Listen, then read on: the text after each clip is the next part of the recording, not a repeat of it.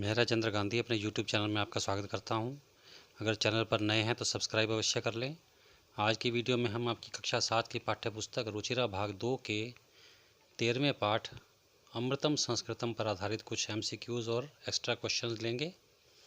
तो आइए शुरू करते हैं। पहला है, अधोलिखितः बहुविकल्पीय प्रश्न तदनुसारम समुचितम उत्तरम दीयताम। नीचे लिखे प्रश्नों के विकल्पों में से सही उत्तर दीजिए। पहला है, कौटिल्येन रचितम शास्त्रम किम। कौटिल्य अर्थात चाणक्य के द्वारा रचित शास्त्र कौन सा है? उत्तर, अर्थशास्त्रम, अर्थशास्त्र। दूसरा है, आर्यभट्ट कस्य प्रतिपादनम अकरोत्।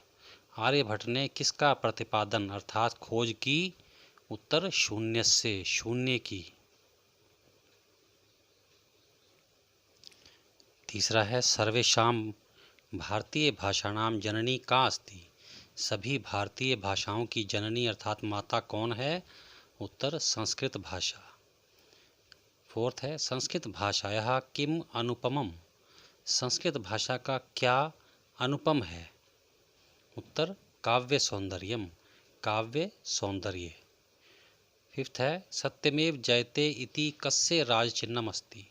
सत्यमेव जयते यह किसका राज चिन्ह है? उत्तर, भारत सर्वकारस्य, भारत सरकार का।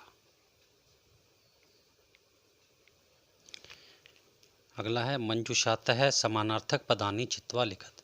पेटिका से समान अर्थ वाले पद लेकर उनका मिलान करना है। सबसे पहला पद है निधि, और इसका समान अर्थ वाला पद कौन सा है पेटिका में? कोश है। कोशय का मतलब क्या होता है? खजाना। वचः है, वाणी, और इसका समानार्थक पद कौन सा है? वाणी। वाङ्मय, और इसका समानार्थक साहित्यम अर्थात साहित्य। जगति मतलब संसार में, और इसका समानार्थक है विश्वे। कुटुंबकम अर्थात परिवार, और इसका समानार्थक पद हमें पेटिका में कौन सा दिया गया है? परिवारम।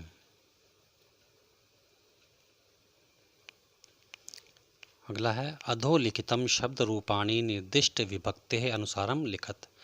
नीचे लिखे शब्दों को देखकर विभक्ति के अनुसार लिखो। पहला पद है, प्रकृति तृतीय विभक्ति।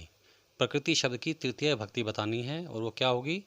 प्रकृत्यई, प्रकृतिभ्याम, प्रकृति भी। इसके बाद है, सूक्ति शब्द की सप्तमी विभक्ति। वो इस प्रकार होगी, सूक्तहु, सूक्त्योः, सूक्तिषु। मति शब्द की द्वितीय विभक्ति। मतिम, मति, मति।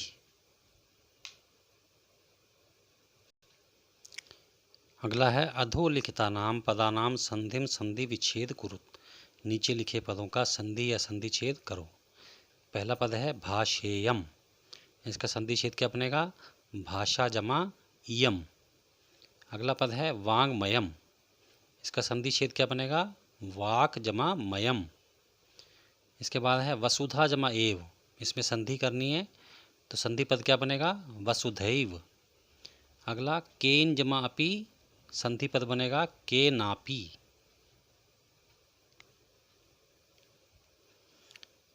अगला है, अधोलिखितम गद्यांशम पठित्वा प्रदत्त प्रश्नानाम उत्तरम एक पदेन दीयताम। नीचे लिखे गद्यांश को पढ़कर दिए गए प्रश्नों के उत्तर एक पद में दीजिए। तो पहले हम गद्यांश पढ़ेंगे। इयम भाषा अतीव वैज्ञानिकी। यह भाषा अत्यंत वैज्ञानिक है। केचन कथयन्ति यत्। कुछ लोग कहते हैं कि संस्कृतमेव संगणकस्य कृते सर्वोत्तम भाषा, कि संस्कृत ही कंप्यूटर के लिए सबसे सर्वोत्तम भाषा है।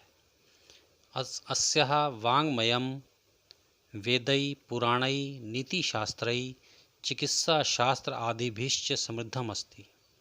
इसका साहित्य वेदों, पुराणों, नीति शास्त्रों और चिकित्सा शास्त्र आदि से समृद्ध है। इसके बाद इस पर आधारित पहला प्रश्न है, अतीव वैज्ञानिकी का अस्ति। अत्यंत वैज्ञानिक क्या है? उत्तर, इयम संस्कृत भाषा। यह संस्कृत भाषा। दूसरा प्रश्न है, संगणकस्य सर्वोत्तम भाषा का। कंप्यूटर के लिए सबसे उत्तम भाषा कौन सी है? उत्तर संस्कृत भाषा। तीसरा है अस्याः किम समृद्धम अस्ति, इसका क्या समृद्ध है? उत्तर वाङ्मयम अर्थात साहित्य।